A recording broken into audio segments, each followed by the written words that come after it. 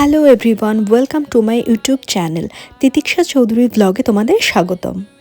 আজ অমৃতসরের আরেকটি দর্শনীয় স্থানে আমরা যাচ্ছি। হোটেল থেকে বেরিয়েই রওনা দিলাম সেইখানে যাওয়ার জন্য। চলে এসেছি আমাদের গন্তব্যস্থলে গোল্ডেন টেম্পল। তোমরা কে কে এসেছো গোল্ডেন টেম্পলে আমায় কিন্তু কমেন্ট করে জানাবে। মন্দিরের ভেতরে একদম ফোন অ্যালাউ না থাকায় ভিডিও করতে পারিনি, জাস্ট কয়েকটা ছবি তুলেছি। অমৃত সরোবরের মধ্যে অবস্থিত গোল্ডেন টেম্পল। এই অমৃত সরোবর প্রতিষ্ঠা করেছিলেন গুরু রামদাসজি এবং অমৃত সরোবরের নামের পরেই অমৃতসর নামকরণ করা হয়েছিল।